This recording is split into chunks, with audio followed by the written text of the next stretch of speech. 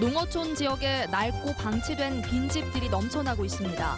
귀농, 귀촌을 돕는 자원으로 활용하는 방안이 추진되고 있지만 아직 성과는 미흡합니다. 전남의 차세대 중대형 2차 전지 클러스터를 유치하는 장기 프로젝트가 첫 발을 내디뎠습니다. 주요 먹거리 산업으로 안착할 수 있을지 주목됩니다. 초중학생들의 반짝이는 아이디어를 겨루는 창의력 경진대회가 열렸습니다. 광주 지역 무상급식이 초등학교와 중학교에 이어 내년부터는 특성화 고등학교로까지 확대됩니다. 여러분 안녕하십니까? 이어서 광주 전남권 소식입니다. 전남 농어촌 지역에 낡고 방치된 빈집들이 넘쳐나고 있습니다.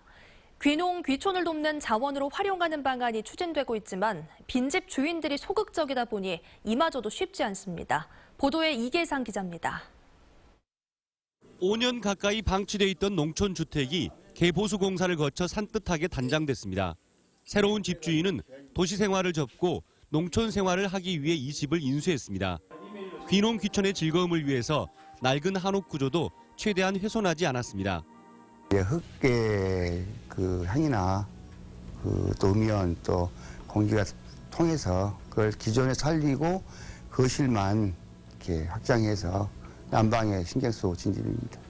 노후된 빈집이 이렇게 새 주인을 만나기는 극히 힘든 일입니다. 농어촌 지역에는 주인의 발길이 끊긴 집이 꾸준히 늘고 있습니다. 최근 5년 동안 전남 시군 빈집 현황을 보면 지난 2012년 12,500여 채 등 매년 10,000채 이상이 빈집으로 방치되고 있습니다. 대부분 지붕이 내려앉거나 담벼락이 무너져 있는 경우가 많지만 사유재산이다 보니 강제 철거도 불가능합니다. 귀농 귀촌 인구가 늘면서 쓸만한 빈집을 중개하는 사업이 추진되고 있지만 집 소유주들이 매매를 꺼리다 보니 이마저도 쉽지 않습니다. 빈집들이 많이 늘어나는데 도시에 계신 자녀분들이 팔지를 않아요. 예를 들어서 큰 목돈이 안 되니까 그렇다고 저는 생각하고 있습니다. 이 때문에 귀농인들이 빈집 정보를 활용해서 농어가 주택을 마련하는 것은 최근 5년 동안 120여 건에 불과합니다. 농어촌 흉물로 전락해버린 빈집들을 귀농 귀촌 자원으로 활용케 하는 법적 제도적 장치가 절실하다는 목소리가 높아지고 있습니다. MBC 뉴스 이계상입니다. 지역의 차세대 중대형 2차 전지 클러스터를 유치하는 장기 프로젝트가 첫 발을 내디뎠습니다. 한계에 부딪힌 석유화학 철강 산업 이후 지역의 주요 먹거리 산업으로 안착할 수 있을지 주목됩니다. 보도에 박광수 기자입니다. 4세대 2차 전지 생태계 조성 연구 용역 계획이 전남도의 심의를 통과한 것은 지난 17일. 전기자동차 시대를 맞아 세계적으로 가장 뜨거운 관심 분야의 산업군을 전남 동부권에 구축하는 구상이 첫걸음을 뗀 겁니다. 어떻게 추진할 것인가를 구체적인 영역을 추진해가지고 그 영역 결과가 나오면은 그걸 바탕으로 이제 정부에다가 예타로 신청하겠다는 겁니다. 사업 규모는 총 2천억 원으로 앞으로 지방비와 민간 자본 600억 원에 1,400억 원의 국비 재원을 확보해 나갈 예정인데 예비 타당성 조사는 당장 내년부터 추진될 전망입니다. 관건은 클러스터 조성의 명분을 확보하는 것. 사업을 기획한 전남 테크노파크는 광양제철소의 리튬 공장이 내년부터 가동돼 전지 원료 공급이 원활하다는 점을 부각시키고 배터리 공장과 소재 기업 등을 현재 조성 중인 세풍산단 등에 적극 유치해 집적화의 환경을 선점해 나간다는 구상입니다. 최근 LG 등 메이저 업체가 국내외 각지의 사업 확장에 나서고 있고 해룡산단 등 유휴부지도 충분해 사업 전망을 밝게 하고 있습니다. 중대형 2차 전지 쪽은 아직 전무한 실정입니다. 따라서 전남 동부권 쪽에 2차 전지 생태 조성 사업을 추진을 하게 되면 굉장히 시기적절하다고 판단이 되어집니다. 예정 사업 기간은 오는 2020년부터 6년. 전라남도와 테크노파크는 용역 조사 단계에서부터 배터리 제조업체들과도 긴밀한 협력 관계를 구축해 산업 클러스터의 청사진을 단계적으로 구체화한다는 계획입니다. MBC 뉴스 박광수입니다. 반짝이는 아이디어를 겨루는 제1회 전라남도 창의력 경진대회가 오늘 목포에서 열렸습니다. 학생들은 주어진 과제를 시간 안에 해결하기 위해 머리를 맞댔는데요. 어떤 모습이었는지 김진선 기자가 전해드립니다. 위험물질이 들어있는 탁구공을 종이컵과 견출지, 빨대만을 이용해 최대한 멀리 보내기. 목포에서 열린 제1회 전라남도 창의력 경진대회의 첫 번째 즉석 과제입니다. 곰곰이 고민하던 학생들. 주어진 재료를 오리고 붙여보며 마음이 바빠집니다. 야, 힘 얼마 썼대? 아니, 깔때 속에다가 넣는 거. 이걸 만들면 되잖아. 이걸 잘라봤으니. 그대로. 공이 직접 땅에 닿지 않아야 한다는 규칙에 견출지로 감싸고 그네에 태우는 동안 공을 종이컵에 넣어 바퀴로 만들어낸 팀은 공을 2m 이상 보내는 데 성공합니다.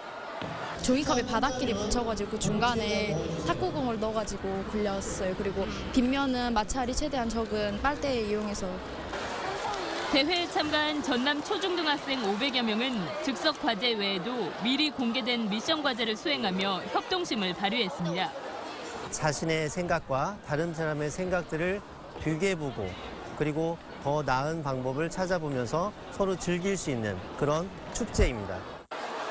전라남도 2대 전략 프로젝트인 에너지 신산업 미래인재 육성을 위해 마련된 전라남도 창의력 경진대회는 올해를 시작으로 매년 개최될 예정입니다. MBC 뉴스 김진선입니다.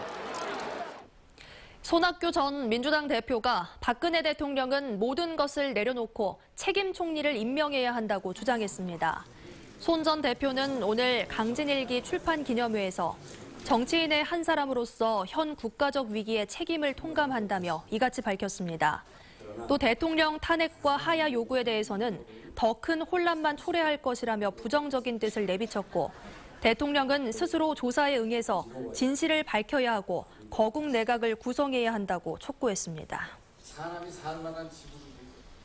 고속도로에서 차량 3대가 잇따라 충돌해 4명이 중경상을 입었습니다. 오늘 오전 11시쯤 호남고속도로 옥과 IC 인근 도로에서 24살 이모 씨가 몰던 승용차가 안전지대에 정차해 있던 승용차를 추돌하는 등 차량 2대를 들이받아 이 씨 등 4명이 크고 작은 부상을 입었습니다.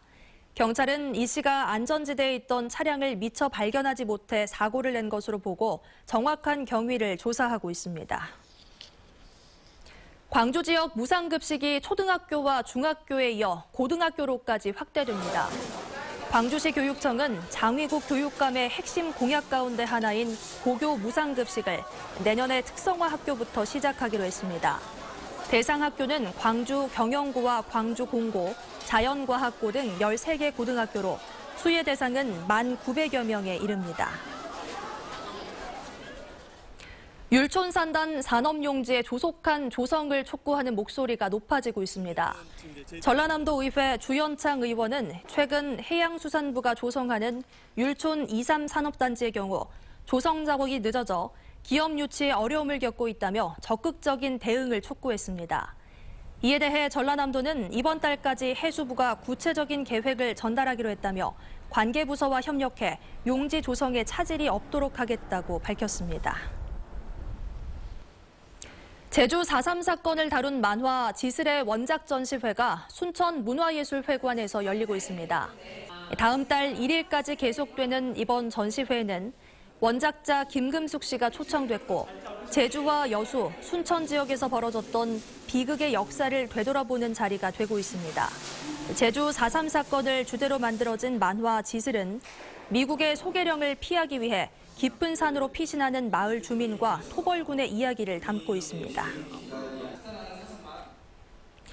수서발 고속열차가 개통하면 호남선의 열차 운행이 2배 가까이 늘게 됐지만 이용률에 따라서 유지 여부가 결정될 것으로 보입니다. 국토부는 수서발 고속철도 개통과 함께 호남선 고속열차를 현재 왕복 48회에서 86회로 늘리는 내용의 선로 배분 계획을 확정하면서 내년 상반기 수송 실적을 토대로 운행 계획을 다시 조정하겠다고 밝혔습니다.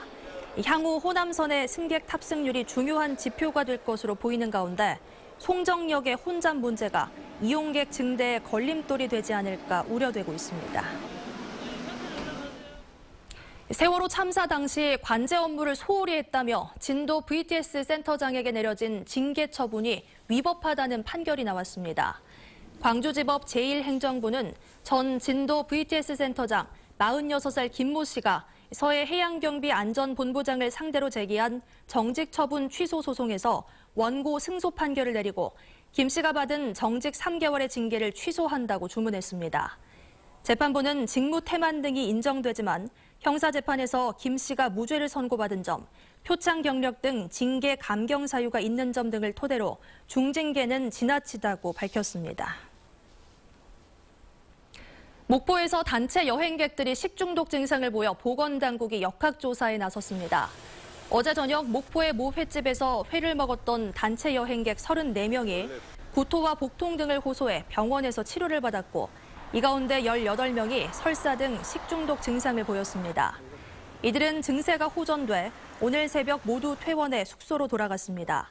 보건당국은 이들의 가건물과 식당 음식물을 채취해 검사를 의뢰하는 등 역학조사를 하고 있습니다.